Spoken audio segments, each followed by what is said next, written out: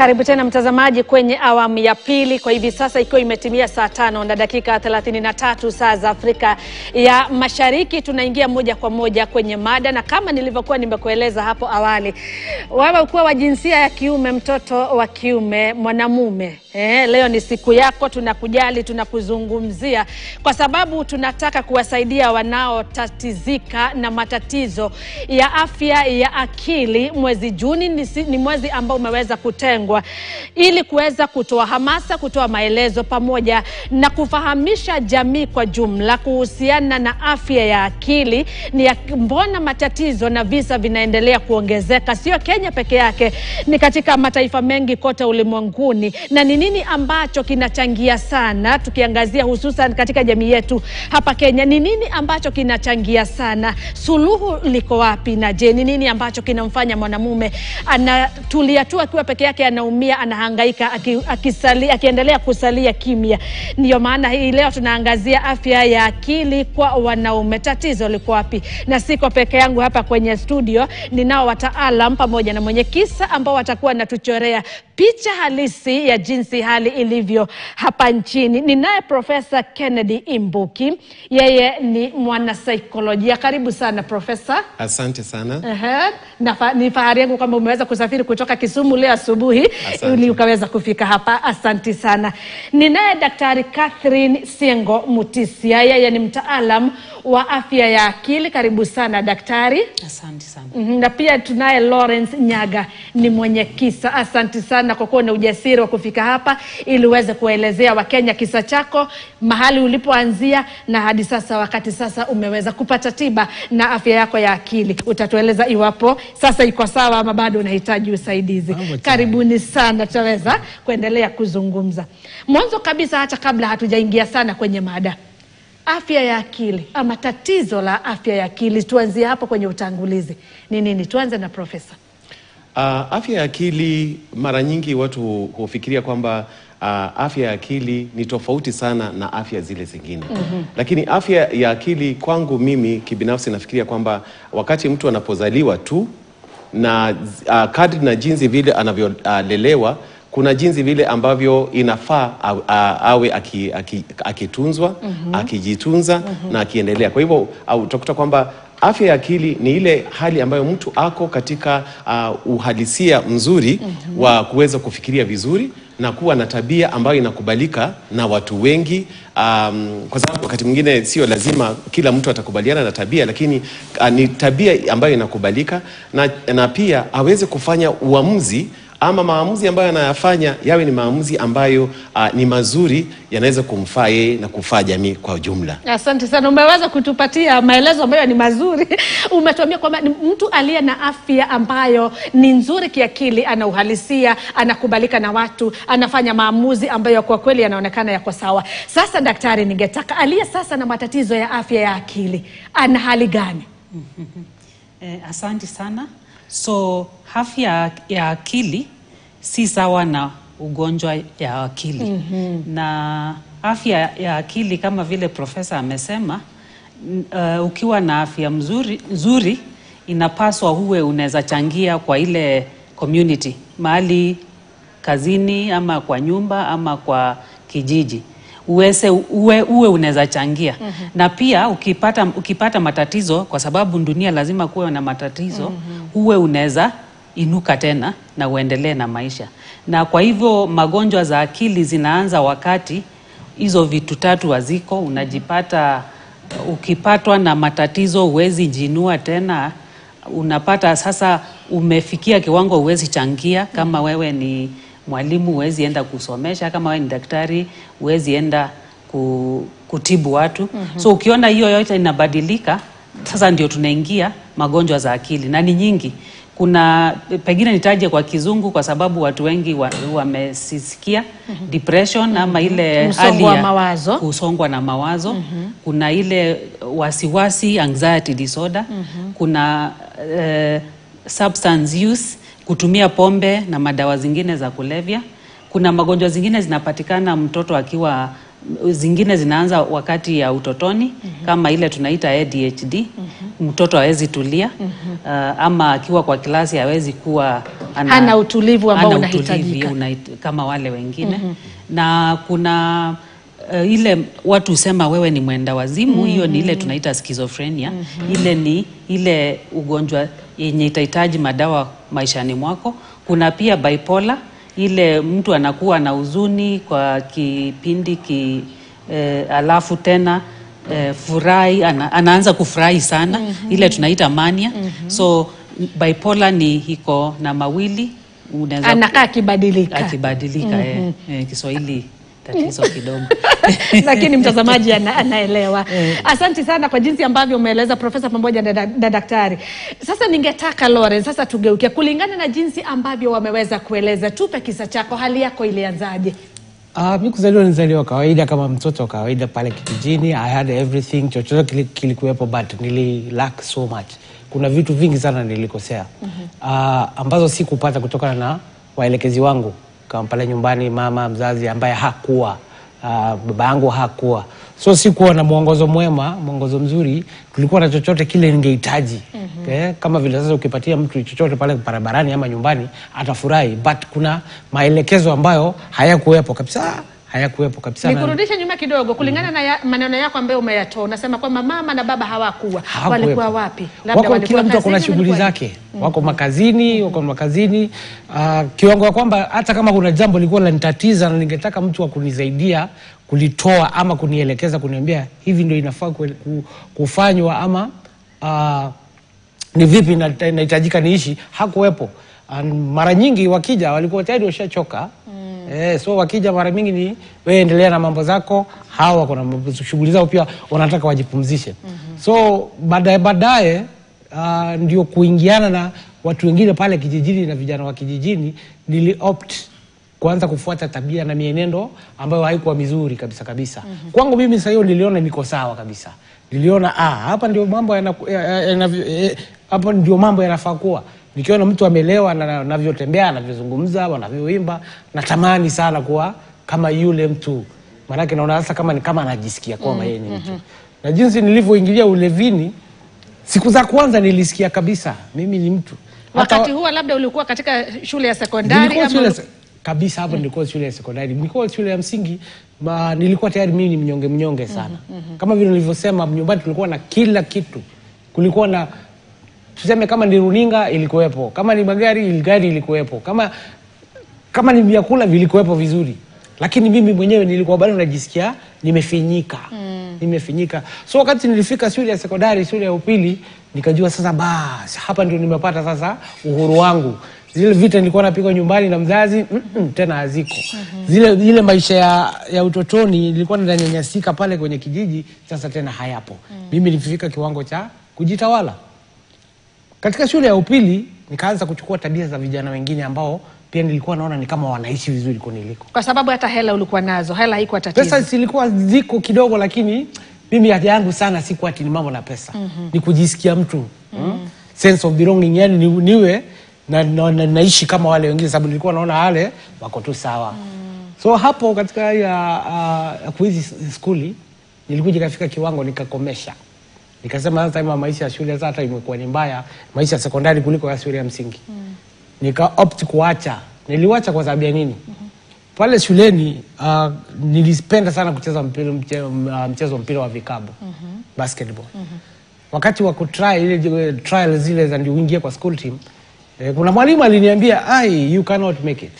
Sasa nikashangaa, mbona mimi siwezi kuwa kama wanafunzi wengine ambao wanacheza mpira huo vikapu, na nahitaji, nasikia mimi kweli niko na ile power.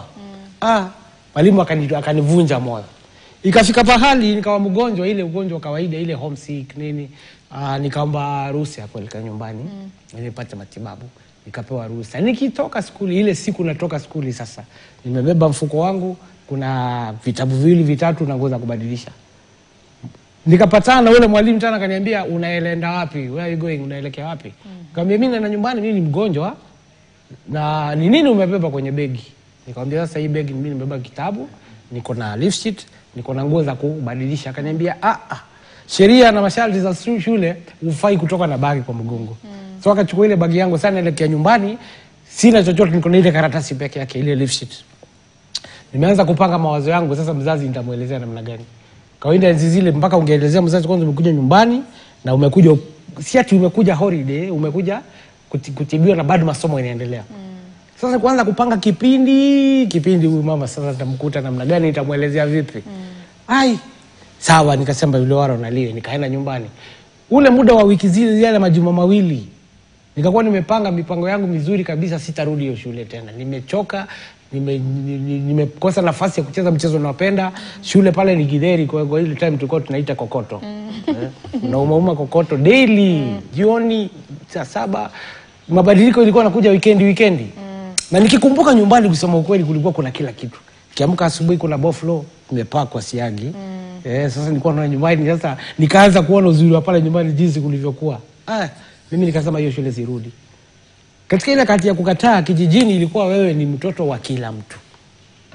Kuna mzazi jirani atakuuliza swali bora hujarudi shule. Sio kama sasa hivi mtu watoto wako free kufanya vile wanavyotaka. So mimi kudecide kutorudi shule nilitokea na mbinu mwafaka ya kuwafanya nini, ya kuhepa asubuhi mapema. Nimetoka kurudi ni usiku kabisa. Sasa huyu mtoto atakula wapi? Haya, huyu mtoto atashindana nani? Nikapatana na gang fulani, kikundi, kulikuwa na road tu fulani hapo ni majirani, ilikuwa inaendea mchanga, building materials kutoka kwa quarry. So kushikana nao wakaniambia tuende, kama unataka kuenda tuende, kwa sababu haja yangu sana ilikuwa nijisikie niko huru nafanya mambo zangu. Mwanzo mimi napenda mkate boflo mpaka saa hii. Nikiwekewa mkate mimi mambo yangu inakuwa iko shwari. Natosheka na ridhika. Maana niliupenda tangu utotoni mkate daily. Sasa wale jamaa wakaniintroduce kwa kazi yao. Tukienda kule kuteka ule mchanga mtoni, kuna kakibuyu kalita 3 kalikuwa kanaletwa na mama fulani pale mtoni. Analetea hawa na mkebe kadogo vika white kalikuwa kasuku. Kama ushaikula chakula kimepikwa na kasuku. Kasuku ile jina linitoki, maana yake unajua advertisement ilikuwa inakuja kasuku kwa chapati, mboga na kaimati. Sasa wameguza mimi sekta yangu ya mikate na nini. Nisikia poa. Mimi mwanzo siko na shughulika na hii. Nilikuwa naona sasa hii hainifai. Lakini ile siku nilionjeshwa tu, nikaambiwa shika ndio hii. Mbona unakaa hivi na sisi bado tunaburundika na tunasikia poa. Nikapewa. Nikapiga ya kwanza nikasikia ni juice. Nikamwambia sasa hii ni juice, lakini itakufanya usikie poa. Mara akili ilikuwa inaniambia hii ni pombe, lakini wacha nionje. Kuimeza. Daktari, ungeniona ungeniona mimi basi ndio ukakuwa ni mtu tofauti kabisa. Shikilia hapo. Kuna hoja ambayo kulingana na jinsi ambavyo nimeelewa na nina hakika mumeelewa, matatizo yake yalianza kwa kutokuwa na mtu wa kusema naye pale nyumbani akiwa katika umri mdogo. Alikosa mtu wa alikosa mtu anapojieleza, hakuwa na mtu wa kumsikiliza, na hata wazazi walimpatia kila kitu lakini hawakumpatia ile ya kusemezana naye, kumkubali, kumpatia lile penzi ambalo alilihitaji zaidi. Hali halisi ikoje hapa Kenya hasa kwa mtoto wa kiume? Kwa sababu kuna jinsi mtoto wa kike anavyojieleza, hata hisia zake na kuvutia. Je, kwa mtoto wa kiume anaonekana, kwa wewe ni mtoto wa kiume, kaa ngumu. Hali ikoje? Tuanze na profesa. Kwanza kabisa jamii ya Kiafrika mara nyingi utakuta wanatofautisha kati ya mtoto wa kike na mtoto wa kiume. Na wakati mtu anapopata mtoto wa kiume kidogo anaonekana ni kwamba amefanikiwa kwa sababu huyo ni mtoto wa kiume. Kwa hivyo kuanzia tu hapo unakuta kwamba matarajio ama expectations za yule mtoto zinakuwa ni za juu sana. Kwa hivyo kwa ajili ya wazazi na hata yule mtoto ambaye amezaliwa. Kwa hivyo unakuta kwamba kuanzia akiwa mdogo jamii inamtazama. Mtoto wa kiume haruhusiwi kufanya makosa aina fulani. Na mtoto wa kiume hata tuseme kwa mfano anapoanguka chini, mzazi ataangalia kando ama atamwambia simama, wewe ni mwanaume, haustahili kulia. Kwa hivyo pale wanaanza kuua zile hisia za mtoto wa kiume, kuanza kujaribu kujieleza tu, kusema kwamba nimeumia goti, nimeanguka chini na mambo kama hayo. Kwa hivyo unakuta kwamba kidogo ameanza kuzuiwa. Ni kama wamedhibiti zile hisia ambazo pengine angekuwa nazo. Wanazizima. Na kisha unakuta kwamba wakati mtoto wa kiume anapoendelea, anaanza kuanza kuwa na michezo ambayo utakuta, kwa mfano mchezo wa vijana wa kiume ni tofauti na mchezo wa vijana ambao ni wasichana. Kwa hivyo utakuta kwamba mzazi ataona akicheza na wasichana wadogo, anasema kwamba mbona unacheza na wasichana wadogo, vijana wenzako wako wapi? Hebu nenda watafute. Na hivyo utakuta kwamba michezo ile ambayo wanajifunza zinakuwa ni kama aggressive, zile ambazo kidogo wanahatarisha. Na hivyo basi kidogo wakati mtoto wa kiume anapoendelea katika hali ya hatari na kadhalika, anaanza kuzoea. Na utakuta katika maisha yake anapoendelea hivyo, kuna zile expectations ama matarajio jamii imeweka. Mtoto wa kiume lazima afanye bora kumliko mtoto wa kike pale shuleni. Na hivyo basi ukikuta kwamba kuna pengine katika madarasa pale mtoto wa kiume amekuwa chini ya mtoto wa kike, wataanza kumwambia mbona wewe wasichana wanakushinda darasani na wewe ni mtoto wa kiume, wewe utakuwa mwanamume wa aina gani? Wewe kweli utalisha jamii yako na hausomi? Na kwa hivyo unakuta kwamba anaanza kukata tamaa akiwa pale mdogo. Na kitu kingine ambacho unakuta kwamba wanaanza kujifunza ni ile hali ya kuhatarisha maisha yao. Na kumbe hawajui katika ile hali ya kuhatarisha maisha yao wanaanza kuzoea tabia ambayo hapo mbeleni itawadhuru. Ndiposa utakuta kwa mfano suicide ama kujinyonga ama kujitoa uhai kwa wanaume ni zaidi sana ya wanawake. Kwa nini? Kwa sababu ni kitu kidogo wanaanza kukizoea wakiwa wadogo. Kwa hivyo haoni kama hatari yoyote inaweza kumzuia kufanya mambo fulani. Na hivyo basi unakuta kwamba hata wakati mtoto wa kiume anapoanza kupata ugonjwa fulani wa kiakili, pengine kwa mfano ameanza kujifungia katika room yake, atawaambia mimi sitaki kuondoka niende kucheza na wenzangu, mimi niko na kazi ambayo ninaifanya pale. Lakini sasa akiendelea hivyo ataendelea, lakini kumbe kuna mambo ambayo ameanza kujifunza ambayo kidogo katika afya yake ya kiakili yatamdhuru baadaye. Kwa hivyo unakuta kwamba jamii haiwapatii nafasi, pengine kwa jamii zingine, sisemi kwamba zote, lakini jamii kwa jumla haiwapatii wanaume ama watoto wa kiume nafasi nzuri ya kuweza kukuza afya ya akili yao mapema. Kwa hivyo utakuta kwamba mwanamke akiwa ama msichana akiwa anahisi vibaya, atasema kwamba nahisi vibaya. Akiwa mgonjwa atasema mimi ni mgonjwa. Akitaka kitu anasema nakitaka, na atasema jinsi vile anavyokitaka. Kwa hivyo utakuta kwa mfano mara nyingi watu husema ya kwamba wasichana wanakuwa expressive, wanaweza kusema jinsi vile wanavyotaka. Wasichana watakuwa bora katika lugha, watajieleza vizuri kuliko wanaume. Ni kwa sababu tangia hapo awali hawajapewa ile nafasi. Sasa hiyo nafasi, je, wataipata namna gani? Na kwanza kwa sasa utakuta kwamba kwa sasa kulikuwa na hiyo affirmative action. Lakini nilikuwa najiuliza, ikiwa kuna affirmative action, ni affirmative action, huyu mwanamume ambaye anafinyiliwa atamuoa nani? Je, huyu mwanamke atapenda kumuoa mwanamume ambaye amefinyiliwa? Shikilia hapo profesa, ndio ni daktari profesa. Yes. Kwa sababu pia hilo swali huwa ninawauliza mara nyingi wakati nina mazungumzo kama haya. Kwa sababu mara nyingi utapata wanawake wako katika mstari wa mbele wa kumuinua yule mtoto wa kiume. Jinsia ya kiume iko wapi kumuinua yule mtoto wa kiume? Utarudisha hilo baadaye. Lakini Daktari Siengo, ningetaka pia, kwa sababu wakati anapozungumza nimekumbuka kuna video moja ambayo ilisambaa, sijui ni mwaka uliopita ama ni mwaka 2023, katika shule moja, wanafunzi, ni shule ya wavulana, wakiamshwa asubuhi na mapema wanaambiwa kimbia, mkumbuke mke wako, mkumbuke mtoto wako. Na jinsi profesa anazungumza wakati mwanamume ama mtoto yule wa kiume anapojaribu kueleza hisia, maneno ambayo anatupiwa, utakuwa mwanamume wa aina gani, utakuwa baba wa aina gani.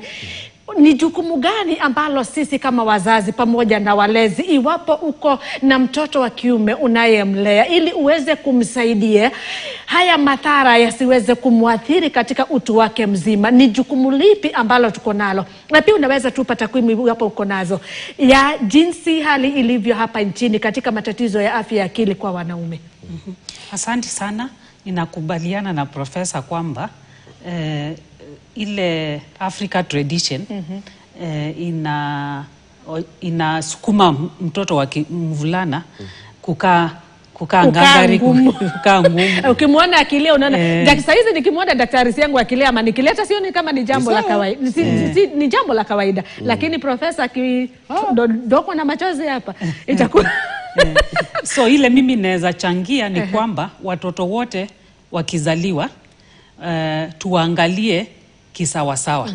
Mwanamume, mwanamke uangalie wote wakiwa equal.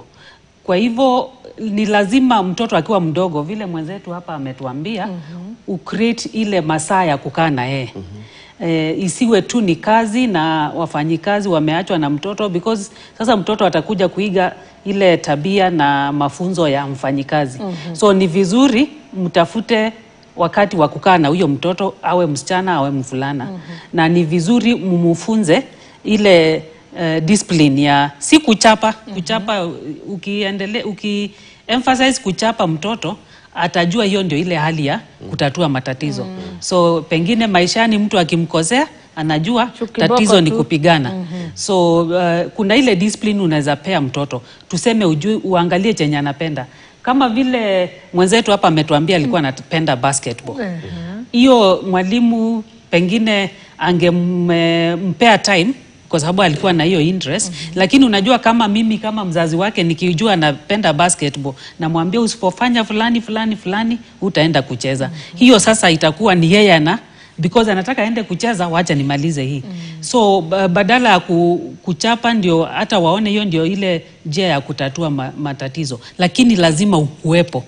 Ukae na huyu mtoto, ucheze na yeye, waangalie. Hata unajua watoto wakizaliwa wajuangi lugha, wana imitate. So hata kujua jinsi wanasikia. Mtoto ajui nikisikia hivi ni furaha, nikisikia hivyo ni huzuni, nikisikia hivyo niko na njaa. Ni wewe unamwelekeza. So lazima ukue hapo, umuonyeshe hayo. Na tunasema kwa pyramid, sijui pyramid tutahitaje kwa Kiswahili, hiwe hapa chini kuna ile kuwa na mtoto, kucheza pamoja,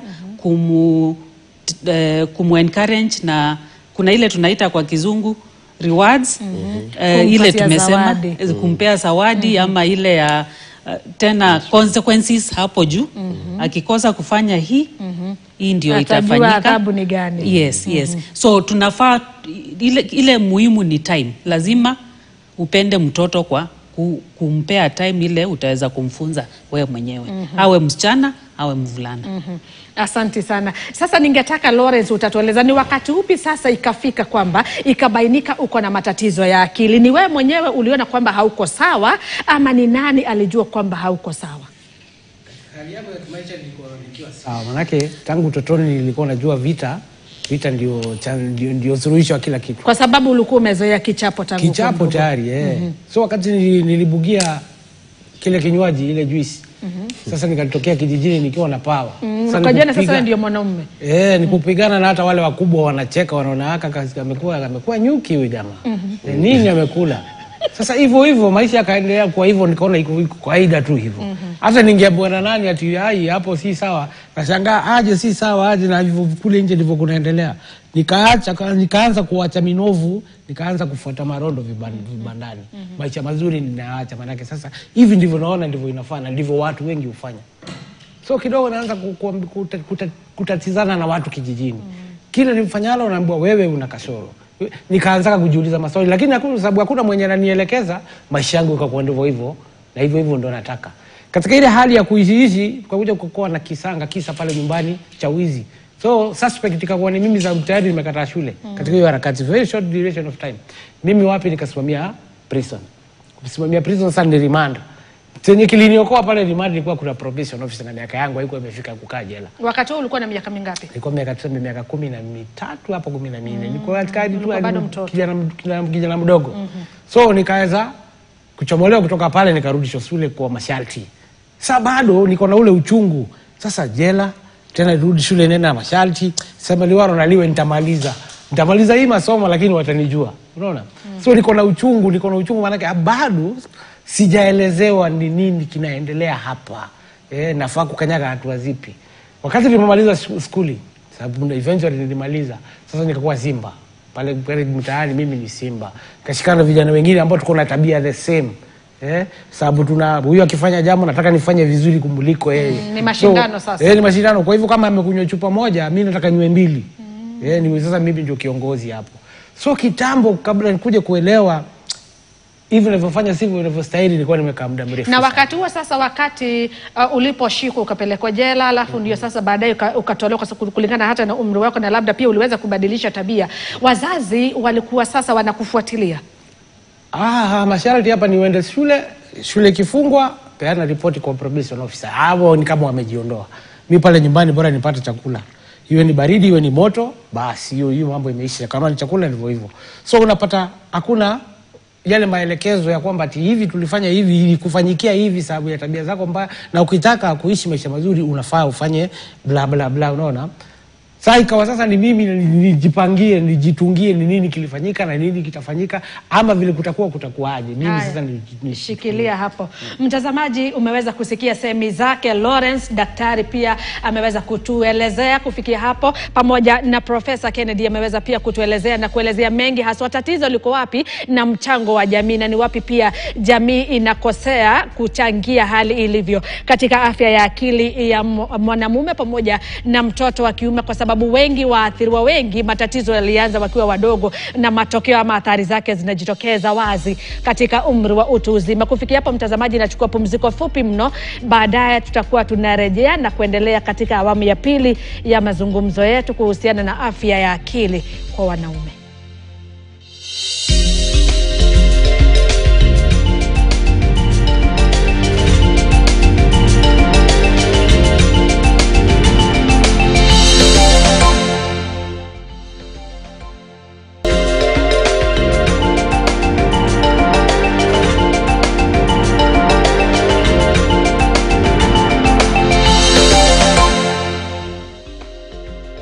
Karibu tena mtazamaji kwenye sehemu yetu ya pili na ya mwisho ya mazungumzo yetu kuhusiana na afya ya akili ya mwanamume, na tunamwangazia kutoka utotoni wake akiwa mtoto wa kiume, nikiwa naye Daktari Catherine Siengo Mutisia, Profesa Kennedy Imbuki pamoja na Lawrence Nyaga.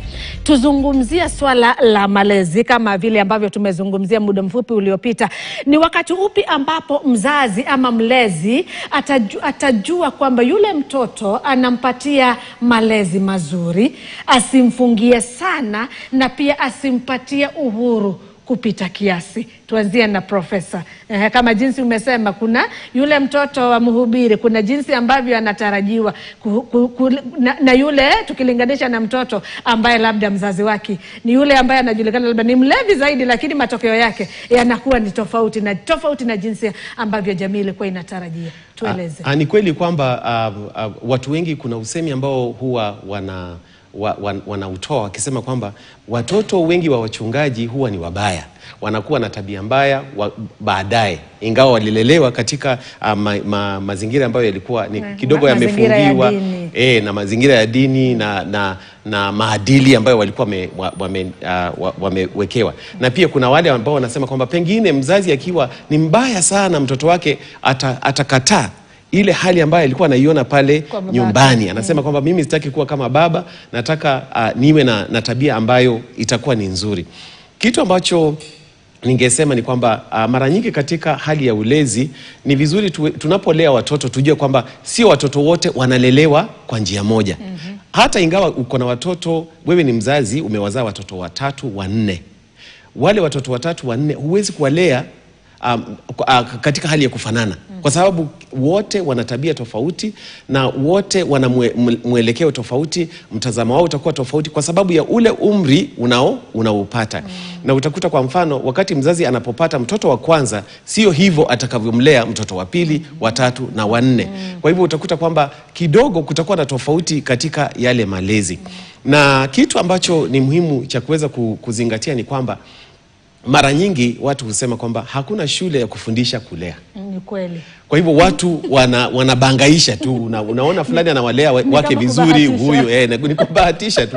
Lakini kitu kingine ambacho ningependekeza ni kwamba ni vizuri tuweze kuelewa wakati unapomlea mtoto, unamlea jinsi vile ulivyolelewa, ama unajaribu kuangalia wakati huu na msimu ambao tuko wakati huu ni tofauti. Mimi wakati nilipokuwa ni mdogo, sikuwa na simu. Watoto wangu nimewazaa wana simu. Wako katika mitandao. Sikukuwa kwa mtandao nikiwa mdogo. Kwa hivyo kidogo utakuta kwamba mwelekeo jinsi vile ninavyoangalia mambo, mtazamo wangu na mtazamo wa mtoto katika umri ambao nilikuwa wakati huo ni tofauti.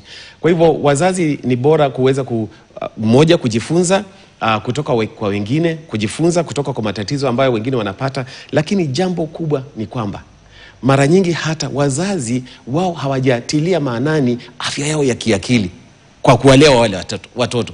Kwa hivyo kwangu ningependekeza kwamba wewe kama mzazi, ni mara ngapi umemwendea daktari wa akili kumuuliza just assessment, kusema kwamba mimi nimekuja tu niweze kujua hali yangu iko namna gani? Kwa sababu mara nyingi watu wanaenda kupima waone kama pressure yangu iko nzuri, sijui nini kiko kizuri, lakini hawezi kwa daktari kuweza kuchunguza tu, kwenda kumtembelea tu kusema mimi nimekuja, sina tatizo lolote la kiakili, lakini nimekuja tuweze kuwa tuna mazungumzo, pengine kunaweza kuwa na kitu nitasaidika pale. Na hivyo ikiwa watafanya hivyo kidogo, afya ya kiakili itakuwa inakuzwa. Kwa sababu hatutaki kungoja mtu anakuwa na ugonjwa wa akili ndiposa anakuja kumuona daktari. Ni vizuri kwanza unaenda, kwa sababu wakati huo ndio utakuta kumbe jinsi vile ninavyowalea watoto wangu si bora. Pengine ninawalea kwa sababu ya ule uchungu. Mimi sikupata mkate nikiwa mdogo, watoto wangu hawatakosa mkate kila siku. Hivyo unawafundisha wakienda katika ulimwengu wa kawaida, mkate utapatikana kila siku? Wakiwa peke yao pengine haiwezekani. Kwa hivyo watakuwa wamejifunza namna gani? Kwa hivyo kidogo kwangu nafikiria itakuwa ni bora wewe kama mlezi, na usingoje ukishakuwa na mtoto ndio unasema nataka kwenda kuchunguza niko namna gani. Anza ukiwa kabla hujapata mtoto. Hata kabla sio mtoto tu, anza kabla hata hujapata mchumba. Kwa sababu yule mchumba utakayemuoa pia atachangia jinsi vile utakavyowalea watoto wako. Asante sana Profesa, kwa kweli umeweza kutupa changamoto. Tuwatembelee, tuangalie iwapo tuna matatizo ya akili. Huenda labda tunayo na hatujui. Daktari Siengo, pia ningetaka, kwa sababu pia wewe ni mtaalamu wa afya ya akili, mbona wanaume wengi wanakosa kujieleza? Ni kiburi ama wataonekana kwamba wao ni hafifu? Tatizo liko wapi? Wewe ikizingatiwa wewe ni wa jinsia ya kike, wanakuja kwako wengi ama wengi watatamani kwenda kwa Profesa? Ile trend tunaona wanaume wengi wakiwa pengine wanaona watahitaji usaidizi wa akili, wanaenda kwa mtandao, wanatafuta. So watatafuta ile daktari wataona anaweza wasaidia. Kuna mmoja pengine atasema nataka mwanaume kama mimi, kuna mwingine atasema mimi naona wanawake ndio wanajua emotional needs, so aende kwa mwanamke. So hiyo wengi ukiwauliza tupata wapi, wametupata online. Na ni kweli kwamba ukilea mtoto lazima ubalance, lazima hiyo upendo na saa ya kucheza na mtoto iko na ya kumfunza, na ni lazima pia pande ingine ufunze mtoto kujitunza. Kukiwa na shida atafanya nini? Emotional regulation. So ni kweli umesema hakuna shule, lakini ningeomba angalia kwa mtandao, utapata Nairobi Parenting Clinic, mahali wanafanya parenting coaching, because unajua ni kila mtu amesoma parenting, ni vile ulisoma ya wazazi wako. Huenda ikawa iko na tatizo, na usicheke ukisikia tuseme uende kwa mtaalamu, because kama Nyaga hapa vile ametuambia, alikuwa anasikia tuko na kila kitu, lakini mimi kwa nini mimi sijisikii kama wale watoto wengine? So hiyo ingekuwa mtoto mwenye mzazi angekuwa keen, angemwangalia aseme hebu tuende tukaone daktari atuambie ni nini inafanya hii na hii na hii. Alipokatazwa kucheza, kungekuwa na mzazi amuulize ni nini ilifanyika, akamwambia hivyo. Ni hivyo, wacha tuende tuongee na mwalimu tuone kama anaweza kuruhusu uendelee na hii mchezo, ama wacha tukulipie mahali pengine uwe unaenda hapo. So lazima kuwe na hiyo balance na criticism.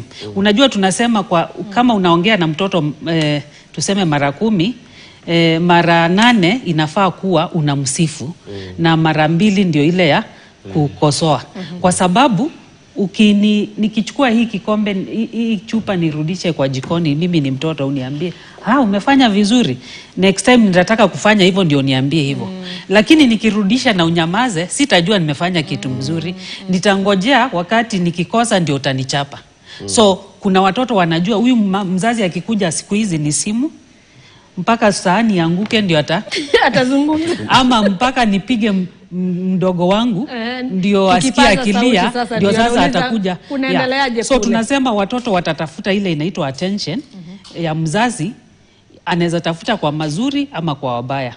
Kwa hivyo ukiendelea kumsifu wakati amefanya mazuri, hiyo itashika. Ukikaa unamuongelesha tu wakati amefanya makosa, sasa hiyo ndio atajua. Nikitaka attention ya mama, nasema mimi ni mgonjwa, siendi shule. Kuna watoto wengine wengi sana, siendi shule. Sasa nisipoenda shule, mama hataenda kazi, atanipeleka nikiwa hospitali, babangu ataacha kazi zake akuje kuniona.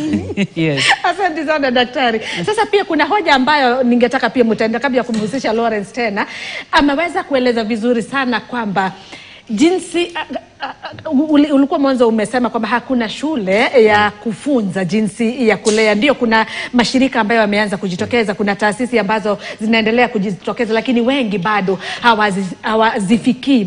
Na ameeleza kwamba wengi, wateja wengi ama wagonjwa wengi ambao wanafika mahali ambapo mnatoa huduma za matibabu ya afya ya akili, wanawapata mtandaoni. Ni daktari wa jinsia ya kike, wewe ni daktari wa jinsia ya kiume. Wakati wanapofika kwako hawa wanaume walio na matatizo ya akili, ni nini ambacho unawafanyia ili waweze kujieleza, ikizingatiwa kwamba wengi wanakataa kuzungumza, wanaumia kimya, na wanapofika kwako wanajileta ama wanaletwa? Kuna wale ambao nianzie tu hapo. Kuna wale ambao wanajileta na kuna wale ambao wanaletwa, pengine kwa mfano kama na bibi yake ama mama yake, ama pengine pale kazini hakuwa anafanya vizuri, kwa hivyo ikawa kwamba ili uweze kuendelea na kazi yako utalazimika kwenda kumuona daktari. Lakini kitu cha kwanza ambacho nimekiona katika taaluma ni kwamba mara nyingi wakati mwanamume anapokuja, kitu cha kwanza anahitaji assurance. Kwamba mtu amwambie kwamba si vibaya, it's okay not to be okay. Na na hata kama hauko sawa, si vibaya, na sio wewe peke yako. Na haya mambo watu wengi wanayapitia, wanataka ile assurance. Kwa hivyo mtu akishakuwa na ile assurance ya kwamba ni vizuri naweza kujieleza, kitu cha kwanza. Cha pili, wanahitaji kuhakikishiwa kwamba siri yao itawekwa, kwa sababu mara nyingi utakuta kwamba mwanamume atasema kwamba mimi sitaki kutangazwa. Kitu kinachonifanya nisiende kutafuta matibabu ama kuweza kupata nasaha bora ni kwamba nikienda nitatangazwa. Nitakuwa ni kama mfano kwa watu wengine, yani nitatangazwa kwamba niko na hili tatizo na lile lingine. Kwa hivyo utakuta kwamba mwanamume wakati anapoambiwa kwamba siri yake itawekwa, anaanza kujieleza. Na jinsi vile daktari alivyosema ni kwamba wanatafuta kwa mtandao, wanaangalia ni wangapi. Na utakuta pengine sijui kama ni profession ya kwamba wanawake wanakuwa bora katika ile hali ya kusikiza na hisia. Utakuta kwamba wengi katika taaluma yetu ni wanawake. Sijui kama ni kweli ama si kweli, lakini unakuta kwamba kwa mfano pale magharibi hatuko wengi, tuko wachache. Na kitu ambacho pengine kwa mfano kama mimi nilichokifanya ili kuweza kuwahamasisha tu wanaume kuweza kutafuta ushauri na hata kuenda hospitali kutafuta afya ya kiakili, ni kwamba tumeanza kutengeneza round tables ya kwamba unaweza kupeana namba yako, unasema kwamba ukiwa unaweza kunipigia, nipigie tu, tutazungumza. Alafu kila mwezi kuna siku moja ambayo tunajipatia lisali moja. Tunasema kwamba tutakutana mahali fulani, na sio kila mahali yani ijulikane kwamba ni mahali pamoja. Tunakutana, na tukishafika pale tunaambia kila mtu title yako na mambo mengine yote yawache pale nje. Mimi usikumbuke kwamba mimi ni profesa, mimi ni mwanaume kama nyinyi. Ninayapitia jinsi vile mnavyoyapitia. Tuzungumze. Wanaanza kujieleza, hata mwenyewe utashangaa. Kuna machungu na mambo mengi sana ambayo wanaume wanapitia, lakini jamii kwa jumla haijui. Kwa mfano, kuna wakati mwanamume mmoja alikuja akasema kwamba mimi kwangu nyumbani wanataka niweze kupeana kila kitu, kuprovide kila kitu. Na hawajui kazi yangu kulingana na mapato ninayoyapata ni kidogo sana. Kwa hivyo lazima niende nje nifanye kazi nyingi na nilete yale mapato. Ninapoyaleta pale nyumbani, vile vijembe nitapigwa. Nitaambiwa mwanaume aina gani huyu? Na watoto pia wameambiwa, baba yenu angalia, wengine wanaendesha magari makubwa, wengine wanakula vitu fulani fulani, na mimi nimejitolea, mimi nifanye namna gani?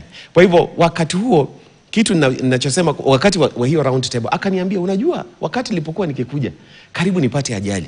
Nikasema kwa nini? Nilikuwa nafikiria, na nikaanza kuendesha gari upande ambao si haustahili. Kidogo watu wanapigia mahoni, ndio nikashtuka nikarudi. Kwa nini? Kwa sababu nilikuwa nafikiria, mtoto aliniuliza hivi, mama alitaka hivi, sina, nitafanya namna gani?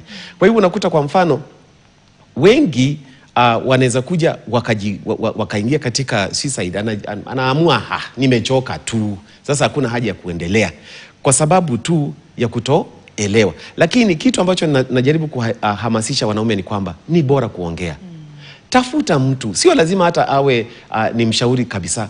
Bora ni mtu ambaye anaweza kuweka siri yako. Wakati tu unaanza kujieleza, wakati unaposema jinsi vile unavyosikia, kidogo ile temperature inafanya nini?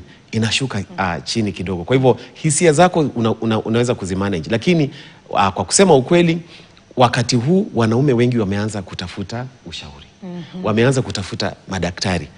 Kwa hivyo kama kuna mwanamume ambaye yuko pale anashangaa ni itakuwa namna gani, madaktari wako hapa Nairobi, daktari yuko hapa. Ikiwa uko katika magharibi ya Kenya, tutakuwa pale, tutawasaidia. Kwa hivyo wajaribu kutafuta jinsi vile ambavyo wanaweza kupata usaidizi. Asante sana Profesa, umeweza kuzungumza vizuri sana, na hata umeeleza kiini ama hoja moja ambayo inafanya hivi visa viongezeke ni kutoka pale nyumbani. Daktari Siengo, pia ningetaka utoe mtazamo wako na jinsi, iwapo hivyo ndivyo mnafanya wakati mnapojaribu kusaidia. Iwapo mwanamume amekuja kwako, amekueleza kama jinsi Profesa ameeleza kwamba kisa cha huyo mmoja ametoa kama mfano kwamba matatizo yake hata yalikuwa yanatokana pale nyumbani, watoto wanamkwaza, mke naye anamkwaza. Je, wakati sasa mteja kama yule amefika pale, mtasaidia pia? Sasa mtarejea wakati pia kando na yeye kumsaidia, kwa sababu mtamsaidia, lakini atakaporejea nyumbani vijembe bado vinaendelea. Je, mnasaidia pia yule mama? Watoto pia mnawafikia ama itakuwa ama hali huaje? Yes, hakuna vile wakati tunatibu mgonjwa ama mwenye anahitaji usaidizi wa akili, itabidi mwenye anaishi na yeye ama next of kin, kama hajaolewa, ni dada yake, ni ndugu yake ama ni mzazi, mwenye tutaweza ongea na yeye pia kwa ile connection na social support. Kwa hivyo kama mtu ameoa, lazima tutaita mke wake ndio tuweze kuja kutatatua hiyo shida. Lakini ile ingekuwa vizuri zaidi ni mtu akiwa bado hajaoa ama hajaolewa, hawe ameenda therapy, akaongea na daktari wa magonjwa za akili, akaweza kujijua kama yeye ako sawa, anaelewa emotions zake, kwamba ako na skills za kudeal na maisha, na kukiwa na tatizo kama anaweza ichukulia na kutafuta ile tunaita problem solving. So ni vizuri mtu awe ameenda counseling, akaanza kujielewa hata kabla hajaolewa ama hajaoleka. Hajaoa. Alafu tena wakati wanapanga ndoa, ni vizuri wafanye ile tunaita premarital counseling. Ndio waelezwe hivi na hivi, wewe kuna huyu na huyu, na mtu amelelewa kwa njia yake, huyu mwingine amelelewa kwa familia ingine. So lazima muelezwe vile sasa mkioana communication itakuwa aje, watoto wakikuja watalewa aje, finances mtaziando aje, external pressures kama kazi, kama in-laws, kama friends mtahando aje. So ni vizuri hizo vitu ziwe zimeangaliwa. Na tena kuna waume wanakuja wanasema, nimekuja kwa sababu mke wangu ameenda, tunapigana. Hiyo inaweza kuwa ndio sababu.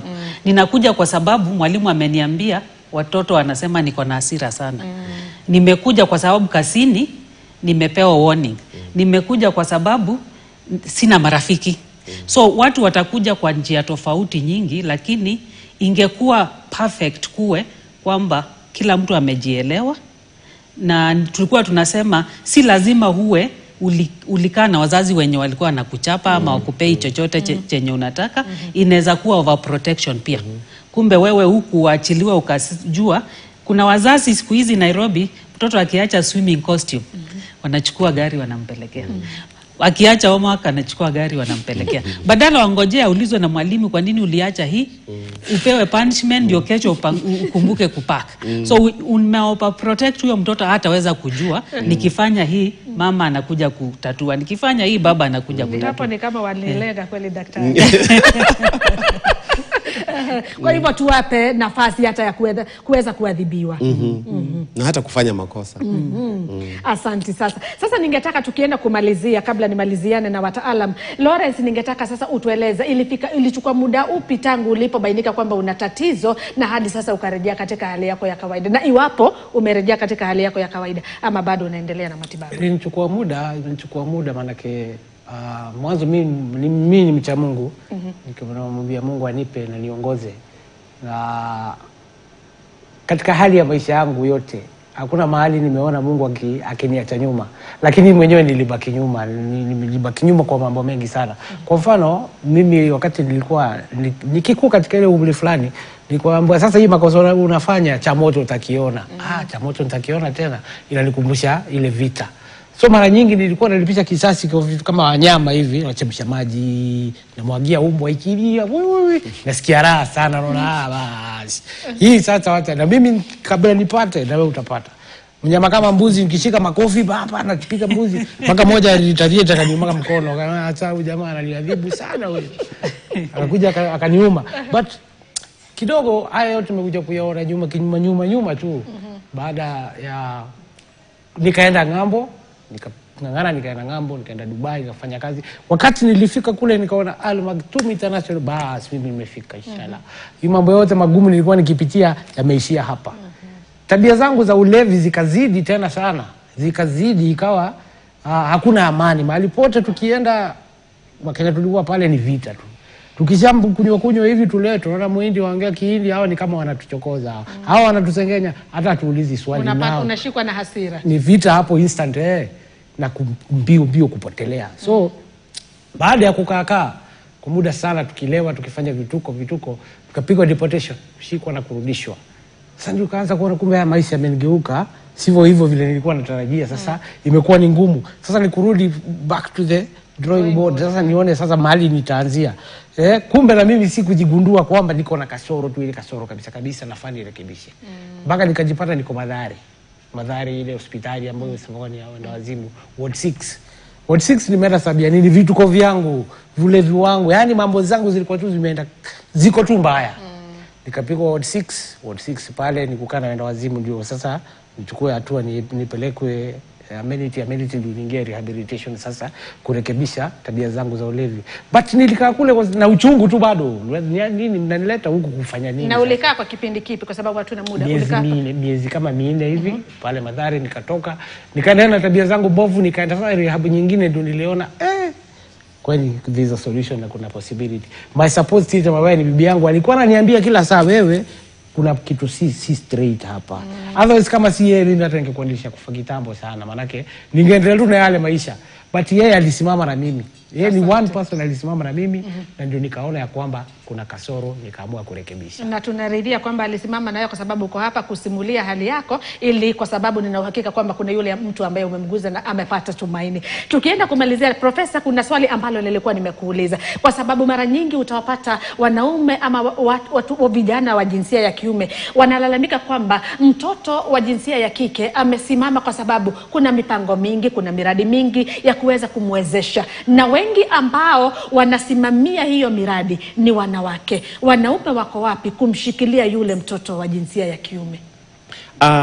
Pengine utakuta kwamba mashirika mengi ambayo yanapata ufadhili ni yale mashirika ambayo yanahusika sana na jinsia ya kike. Kwa hivyo utakuta kwamba hata kama mtu akitaka kuwasaidia sana, anajiuliza nitapata wapi hela za kuweza kufanya hiyo kazi. Kwa hivyo haziko.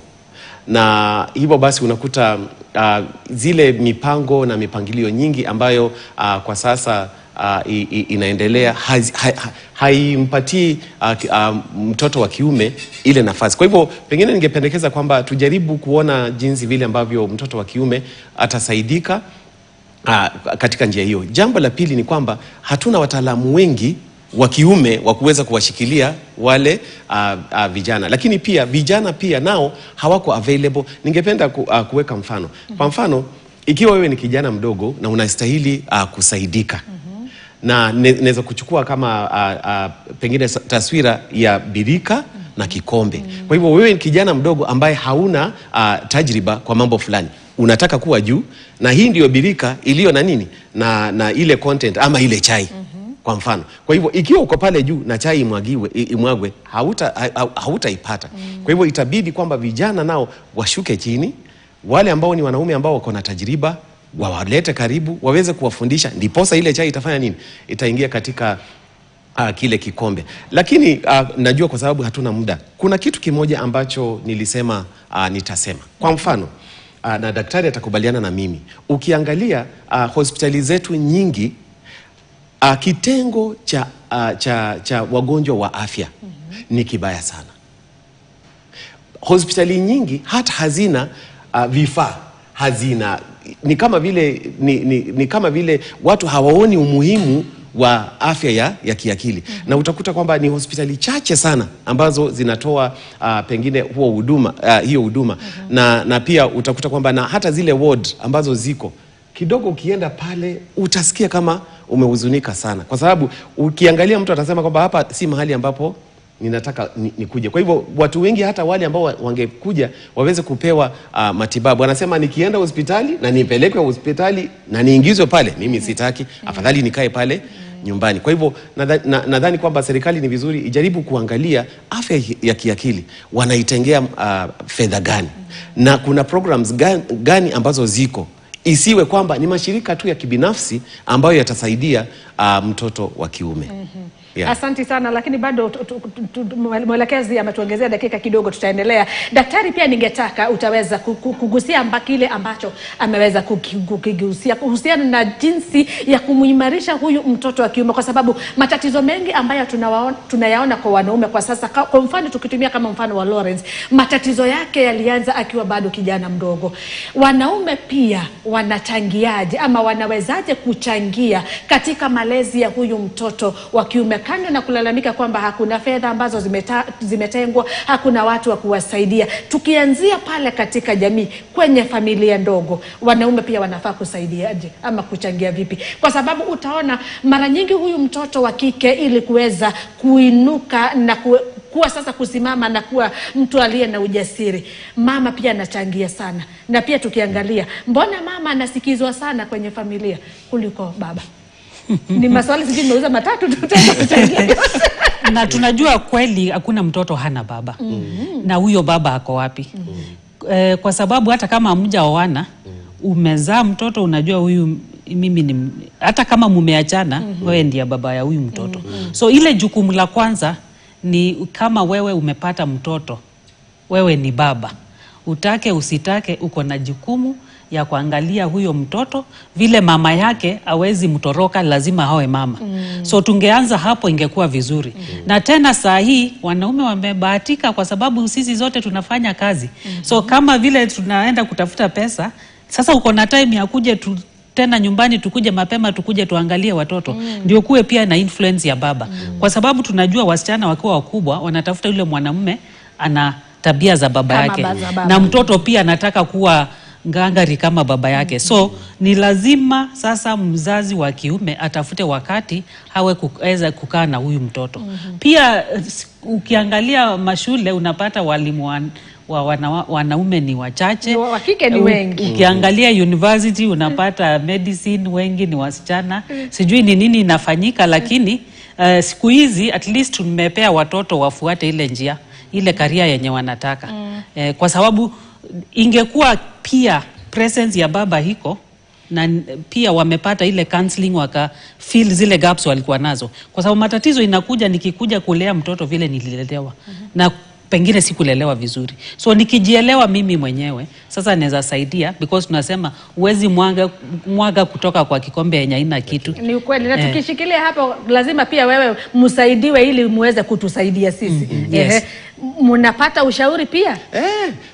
In fact, hicho ni kitu cha muhimu kwetu katika taaluma yetu. Ni kwamba huwezi kuwaona wagonjwa, kiwango cha wagonjwa fulani bila wewe kwenda kutafuta usaidizi. Ni wagonjwa wangapi ikizingatiwa kwamba wataalamu wa afya ya akili hapa nchini ni wachache ikilinganishwa na idadi ya wagonjwa ama wateja? Kwangu mimi nikiona wagonjwa kwa wiki moja, lakini itategemea ni wagonjwa kama ni wengi ama ni wachache, lakini kwa wiki moja, wiki inayofuata lazima nitafute kusaidiwa.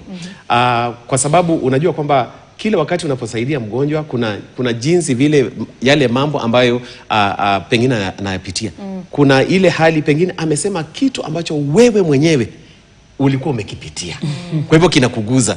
Kwa hivyo utakuta kwamba katika njia moja au nyingine utakuta ukiendelea kumhudumia mgonjwa mwingine, ya kwamba hautamsaidia kwa sababu utakuwa bado hauja process ile yako. Kwa hivyo kila wakati tunapoona wagonjwa na kuna kitu ambacho naona hapa kidogo siko vizuri, lazima nitafute nasaha. Lazima nitafute mwenzangu aweze kunisaidia. Kwa hivyo huwa tunaita supervision. Kwa hivyo tuna supervision classes, kuna supervision na pia kuna supervisors. Kwa mfano kama mimi ni supervisor wa magharibi. Kama kuna wale ambao wanafanya ushauri na wanataka wameona wagonjwa, lazima waje kwangu. Tunaketi chini, nasema umeona wangapi, ni yapi ambayo walikuwa nayapitia, wewe ulisuluhisha namna gani, na wewe ilikuwa affect namna gani, na una mpango gani wa kujiendeleza na kadhalika.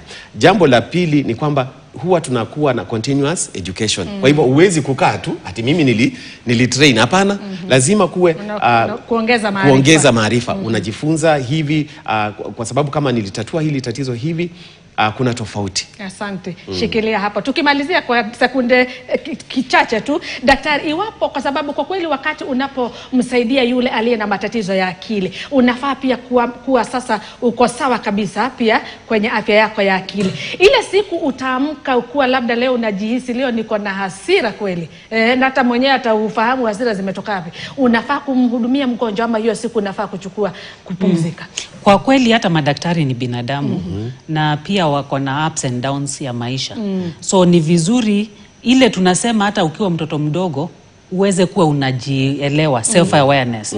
Ujue saa hii nimesikia nimechoka, saa hii nasikia nataka kwenda kufanya exercise, saa hii nasikia kupumzika. Leo ni ile siku nasikia staki. Yes, na hata ukifanya kazi, unajua madaktari vile profesa hapa amesema nimwambiwe anipigie simu. Utapata daktari anaweza pigiwa simu 24/7. So ni wewe uamue, break yangu nitakuwa naichukua siku fulani, simu nitazima saa fulani, ama nitaweka silent saa fulani, na pia ufanye kazi na madaktari wengine. Kama mahali nafanya kazi lazima uwe madaktari wengi juu mmoja akichoka mwingine hawe anaweza fanya kazi. Na ni vizuri kuona pia ukiona hizo shida zinazidi unaenda kuona mtaalamu mwingine, lakini kuna hiyo supervision ya kila mtu mwenye anaendelea kuona wagonjwa. Na ni kweli ukisikia ama huyu mgonjwa anakukumbusha vitu zenye hujadili nazo, pia we useme hii siwezi kukusaidia, wacha nikuonyeshe mtaalamu mwingine akusaidie. Haya, hata kipaza sauti chako kimeamua sasa tumalizie. Asante sana Profesa Kennedy Imbuki, Daktari Catherine Siengo Mutisia pamoja na Lawrence Nyaga. Asanteni sana kwa kweli. Bila shaka mimi nimeweza pia kusaidika, na nina hakika kwamba mtazamaji pia amesaidika jinsi ambavyo pia nimeweza kunufaika. Asanteni sana kwa ushauri wenu pamoja na maelekezo yenu. Lawrence, asante sana kwa kuweza kutupa kisa chako, na tunakutakia kila laheri katika hii safari ya kuendelea kuimarika kiafya pamoja na kuendelea na maisha yako ya kawaida kama mtu mwingine yeyote. Mtazamaji, kufikia hapo nachukua pumziko fupi mno. Baadaye nitakaporejea nitaangazia baadhi ya taarifa ambazo zimeweza kuandaliwa kutoka maeneo tofauti.